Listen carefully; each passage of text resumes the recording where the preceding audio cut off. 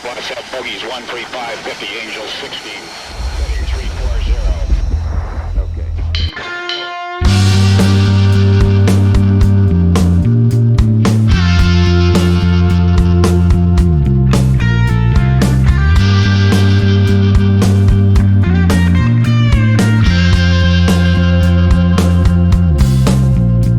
Jet tempur generasi kelima merupakan perwujudan dari kemajuan terkini dalam teknologi militer. Mereka terkait dengan konsep seperti siluman, kinerja penerbangan ekstrim, dan sistem komputer yang canggih. Kata lain yang terkadang dikaitkan dengan jet tempur generasi kelima adalah drama. F-22 dan F-35 buatan Amerika dituding terlalu mahal dan bermasalah. Sementara Su-57 Rusia juga sering menjadi berita, apakah itu karena penundaan yang tidak terhitung jumlahnya dan masalah dengan desain serta mesinnya, hingga ketidakpastian tentang berapa yang akan dibeli Rusia atau dijual ke luar negeri. J-20 Cina dituduh sebagai penjiplak, sementara FC-31 diketahui menghadapi kesulitan dan bertahun-tahun hilang dan baru kemudian muncul kembali hampir 1 dekade setelah penerbangan pertamanya. Korea Selatan juga telah menjadi berita utama dengan program pengembangan pesawat tempurnya sendiri, KF-X. Pesawat yang kemudian diberi nama KF-21 Boramae itu saat ini sedang menunggu penerbangan perdananya. Masih menjadi perdebatan apakah pesawat itu benar-benar generasi kelima karena tidak memiliki beberapa fitur generasi ini seperti ruang senjata internal dan kemampuan super cruise. Namun memang ada peluang besar pengembangan selanjutnya pesawat ini akan berubah sifat menjadi siluman. Beberapa cerita cukup umum, yakni masalah pendanaan, penundaan, dan klaim bahwa jet itu terlalu mahal. Tetapi program terus berjalan dan pada akhir 2021 pesawat mendekati penerbangan pertamanya. Namun masalah lain yang dipublikasikan dengan baik juga telah mengganggu program tersebut. Drama dimulai ketika Korea Aerospace Industries atau KAI sedang mencari mitra asing sebelum persyaratan untuk KF-X diselesaikan. Dua negara yakni Turki dan Indonesia sama-sama menyatakan minatnya. Keterlibatan Turki tidak terwujud sehingga Indonesia menjadi mitra tunggal KAI. Pada tahun 2010, sebuah perjanjian ditandatangani di mana Indonesia setuju untuk memberikan kontribusi hingga 20% dari biaya pengembangan dan membeli 50 pesawat. Karena baik biaya pengembangan maupun tenggat waktu produksi tidak jelas, persyaratan tersebut dapat didiskusikan lebih lanjut. Antara tahun 2011 hingga 2014 pembahasan tidak bisa dilakukan karena program terhenti. KAI berjuang untuk mendapatkan pendanaan. Presiden Korea Selatan yang baru terpilih, Park Geun-hye, menentang proyek tersebut menjadikan program ditunda selama 18 bulan selama masa jabatannya. Program perlahan-lahan dimulai kembali pada tahun 2015. Dan setelah desain pesawat yang sebenarnya dipilih, tim pengembangan kemudian menguraikan anggaran. Anggaran membayangkan Indonesia berkontribusi 1/5 dari biaya pengembangan jet yang mencapai total 6,3 miliar dolar Amerika atau hampir 90 triliun dengan nilai dolar 2021. PT Dirgantara Indonesia juga akan bekerja sama erat dengan KAI serta mengirimkan tenaga kerjanya untuk proyek tersebut.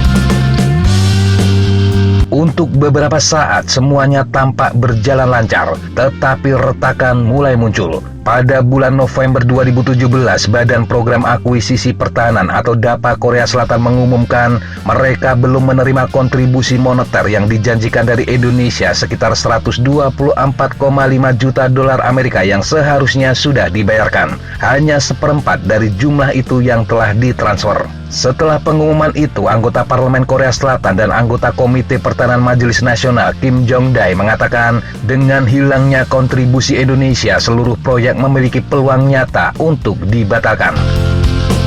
Salah satu alasannya jelas, pengadaan anggaran untuk pesawat memakan waktu 5 tahun dan program ini terus-menerus dikritik karena terlalu mahal. Meningkatkan kontribusi Korea Selatan sebesar 20% lagi jelas akan terlihat tidak menarik. Tetapi masalah besar sedang terjadi di belakang panggung. Pada tahun 2016, skandal korupsi berlapis-lapis tersebar di sekitar Presiden Park Geun-hye. Ini melibatkan spionase, konspirasi, dan kultus agama rahasia. Park dipaksa mundur dari jabatannya pada pertengahan 2017. Dan karena dia adalah penentang keras KFX, maka itu bisa menjadi pertanda baik untuk pesawat baru tersebut. Tetapi ada masalah lain. Tidak terkait dengan pemakzulan presiden, sejumlah skandal korupsi lainnya bergema di seluruh negeri dan industri dirgantara Korea berada di tengah-tengahnya. Musim gugur 2017, sejumlah manajemen puncak KAI dihadapkan dengan gelombang penuntutan, penangkapan, dan bahkan bunuh diri. Sementara Indonesia juga tidak meningkatkan komitmennya terhadap proyek penerbangan tersebut. Program benar-benar di ujung jurang yang akan mengakhiri riwayatnya. Ternyata Indonesia sendiri sempat meragukan jet tersebut. Pada September 2015, Menteri Pertahanan Indonesia saat itu, Ria Mizar Triakudu, mengatakan bahwa pengembangan pesawat tidak diperlukan dan negara harus menunda pembayarannya. Namun pada Oktober tahun itu juga, PT Dirgantara Indonesia dan KAI menandatangani kesepakatan pembayaran. Jelas bahwa pemerintah Indonesia sangat diambang keraguan. Pada awal 2018, masalah tersebut masih belum terselesaikan dan muncul laporan Indonesia sedang mempertimbangkan kembali terlibat secara serius. Ini terlihat dengan 80 pekerja PT DI telah ditempatkan di Korea Selatan serta mengisyaratkan perlunya menegosiasikan ulang keterlibatannya. Namun Defense News mengutip seorang pekerja melaporkan saat itu delegasi Indonesia dilarang mengakses banyak bagian dari teknologi dan studi KFX, terutama yang berkaitan dengan teknologi Amerika. Pada tahun 2016, Korea Selatan, Indonesia, dan Amerika Serikat memang telah melakukan serangkaian pertemuan trilateral mengenai transfer beberapa teknologi canggih yang kabarnya terkait dengan program F-35. Negosiasi tidak berjalan seperti yang diharapkan karena Amerika meragukan Indonesia. Bagi Amerika, Indonesia tidak benar-benar berkomitmen pada NATO dan sekutunya. Selain itu, saat program KFX berjalan, Indonesia tengah menegosiasikan pembelian jet baru dari Rusia untuk angkatan udaranya. Masalah tampak menumpuk. Negosiasi ulang sedang berlangsung di mana Indonesia berusaha mendapatkan kondisi yang lebih baik, sementara Korea Selatan berusaha mempertahankan status quo. Pada saat yang sama, pejabat Korea Selatan terus mengatakan bahwa perkembangannya berjalan sesuai rencana. Kemudian pada Oktober 2019, mock-up KFX ditampilkan untuk pertama kalinya di Seoul International Aerospace and Defense Exhibition. Saat tampilan akhir dan karakteristik jet terungkap, Indonesia tidak hadir. Ini sudah lebih dari 2 tahun sejak negosiasi ulang dilakukan. Selama kurun waktu tersebut, Indonesia tetap membayar program tersebut namun tidak sesuai dengan jadwal yang telah disepakati. Pada tahun 2017, Jakarta membayar seperempat dari jumlah yang seharusnya. Dan pada 2019, Indonesia membayar 230 juta dolar Amerika atau sekitar 3,2 triliun rupiah dari 255 juta dolar yang seharusnya sudah disetor. 2020 yang dilanda pandemi adalah tahun ketiga negosiasi ulang dan penuh dengan laporan yang belum dikonfirmasi bahwa Indonesia akan meninggalkan program serta klaim KAI bahwa semuanya baik-baik saja. Meski para teknisi PT DI kembali bekerja di KAI, situasi COVID-19 membuat anggaran Indonesia menipis. Hingga pada pertengahan tahun 2021, KAI melakukan presentasi publik terbesar tentang jet tersebut. Prototipe pertama diluncurkan dan nama pesawat terungkap sebagai KF-21 Boramae. Dan yang paling penting, semua itu dilakukan sesuai dengan timeline pengembangan yang diumumkan kembali pada tahun 2017. Berbeda dengan penampilan pertama mock-up, Indonesia kali ini tidak dilupakan. Menteri Pertahanan Indonesia Prabowo Subianto hadir pada peluncuran tersebut.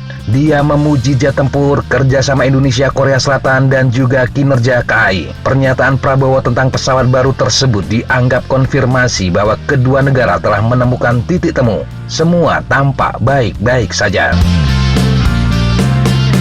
Namun tetap tidak ada pengumuman resmi tentang akhir dari negosiasi ulang termasuk hasilnya atau kondisi baru terkait keterlibatan Indonesia.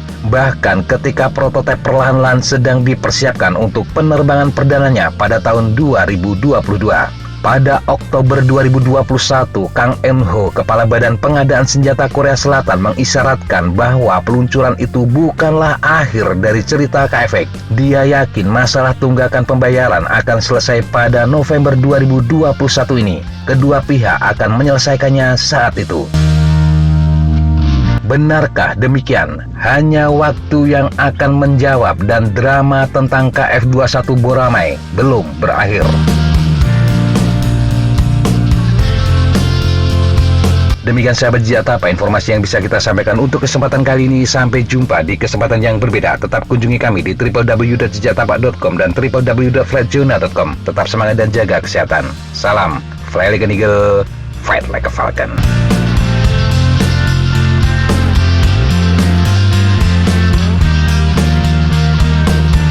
Looks like that's all I'm going to take today. Okay, sir. Thanks for coming. Have a good flight. Hey, thank you guys. Appreciate it.